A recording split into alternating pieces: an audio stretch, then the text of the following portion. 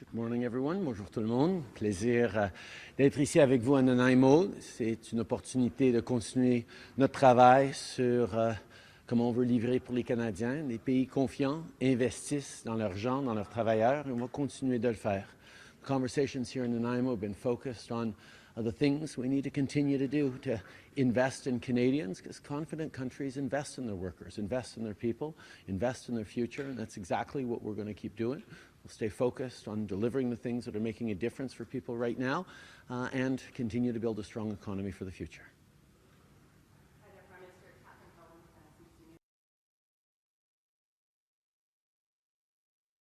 Election and that people in her riding want you to go. What can you say to your own MPs to convince them that she's wrong? In a democracy, people will have all sorts of different perspectives, and that's important that we have that, including within the Liberal Party. The reality is all of us are focused on what to do to make sure that Canadians are being supported, are feeling confident about the future, are getting the housing they need, are getting school food for their kids and breaks on groceries, that we're doing the kinds of things that are actually putting the strongest balance sheet in the G7 in service of Canadians. That's what we're focused on, and that's how we're going to get Canadians through this difficult moment. Monsieur Trudeau, Laurence Martin de Radio-Canada, ça fait 1 an maintenant que vous êtes 20 points derrière dans les sondages. C'est encore le cas ce matin. À part livrer là, pour les Canadiens, qu'est-ce que vous allez faire de différent à compter de maintenant? C'est quoi le plan? Bien, le plan, c'est d'investir dans les Canadiens. C'est d'investir dans des soins dentaires pour les aînés. Déjà, 650 000 personnes ont reçu des soins dentaires depuis les derniers mois. Et Pierre Poilievre essaye de faire semblant qu'ils n'ont jamais été aidés par ça parce qu'ils continuent à s'opposer aux soins dentaires. On est là pour conclure des ententes avec les provinces, pour livrer la nourriture scolaire pour des centaines de milliers d'enfants de plus à travers le pays. On est là pour continuer à créer des places en garderie. On est là pour investir dans l'avenir qu'on va bâtir pour les Canadiens. Mr. Michael Couture from CTV News. You've got 2 crucial by-elections coming up. I wanted to know how much of those results are you seeing as a referendum on your leadership? Listen, people are facing tough times right now, and that's why we continue to step up to deliver for them. We're there to invest in childcare. We're there to invest in dental care. 650 seniors have now had access to dental care, despite the fact that Pierre Poilievre and his Conservatives have kept blocking it and kept pretending that it doesn't exist. They're all about cuts. We're about investing in a strong future for Canadians, investing in support for Canadians that they need right now.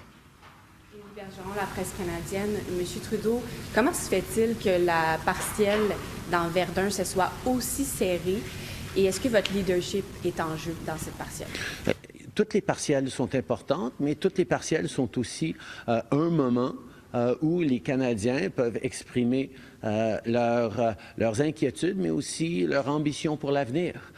Je peux vous dire, on est en train de travailler le terrain extrêmement fort dans Verdun. On sait à quel point c'est important de garder les Canadiens positifs dans la façon qu'ils approchent leur avenir. Il y a énormément de raisons pour être frustrés, pour être déçus, pour se sentir comme si l'économie n'est pas en train de livrer pour eux. C'est pour ça qu'on est en train d'investir dans les Canadiens, que ce soit les soins dentaires, que ce soit la nourriture dans les écoles, que ce soit au niveau de plus de places en garderie, que ce soit en train de créer des emplois dans les filières de batteries électriques.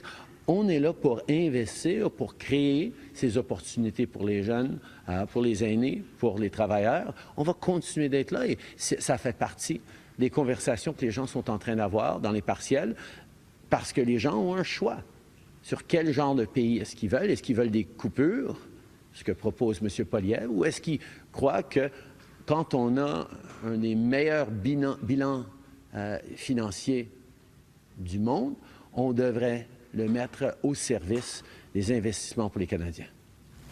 Hi, Prime Minister. Justin Baumgartner with Vista Radio here at Vancouver Island. A lot of the tariffs on softwood lumber, they feel local businesses are actually in jeopardy because of it, with the possibility of a Trump presidency coming into play. What do you plan on doing with tariffs? We know he's going to probably hike everything coming in, and how is that going to affect the businesses here that are suffering on Vancouver Island? A number of years ago, when Donald Trump was president, he brought in crippling tariffs on steel workers and aluminum workers across the country, in addition to other things that made life difficult for Canadian workers.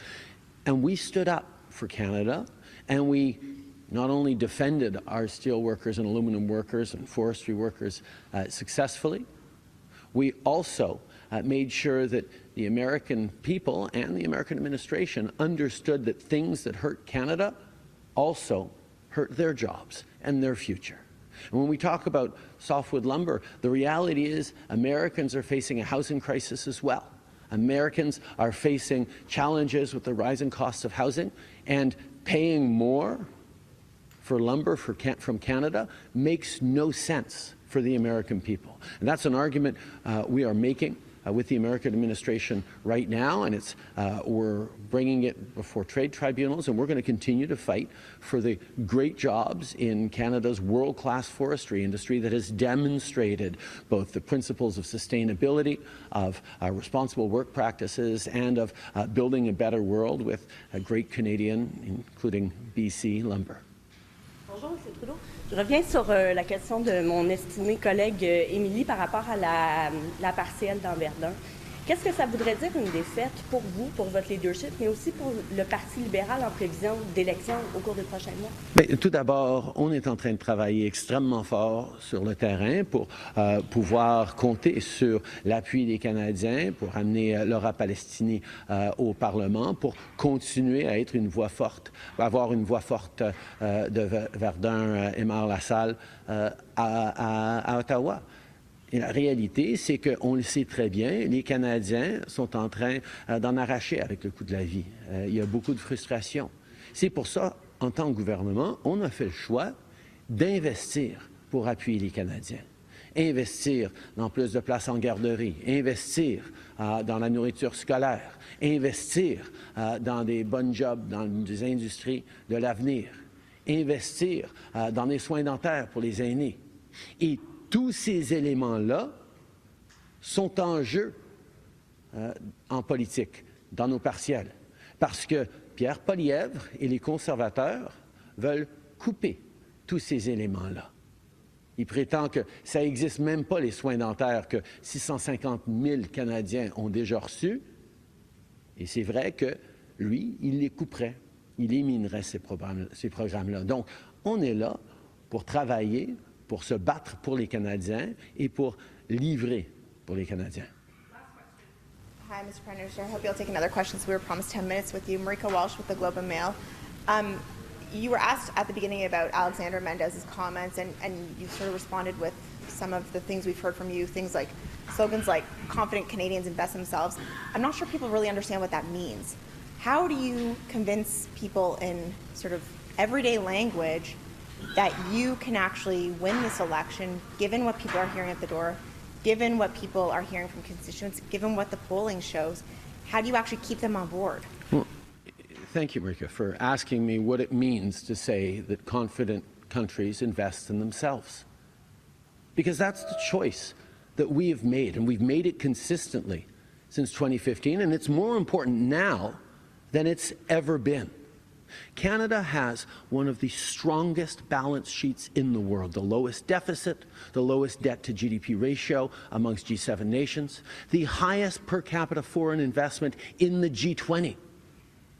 Companies around the world are investing their futures in Canada.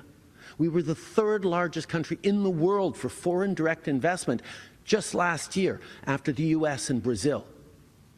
People around the world are investing in Canada because they believe in Canadians, they believe in Canadian workers, they believe in the future we're building here.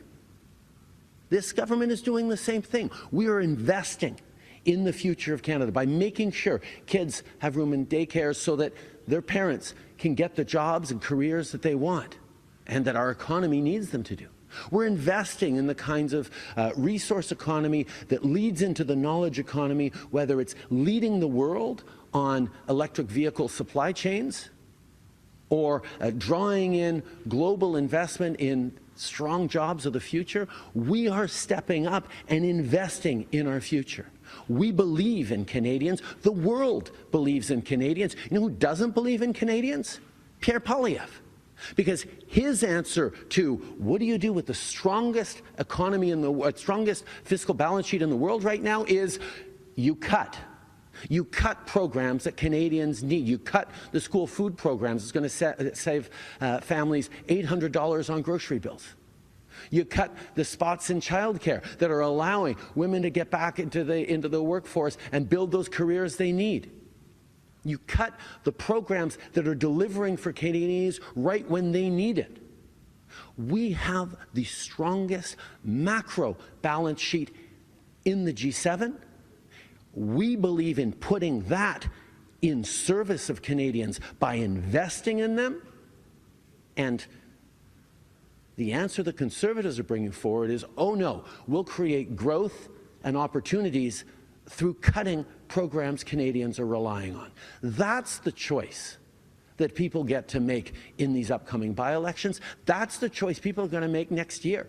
And I can't wait to continue getting into it this fall with Poilievre, whose perspective is cuts are the only way forward, because I know that confident countries invest in their future, invest in their workers, invest in their people, and that's what we're going to continue to do. Merci beaucoup tout le monde.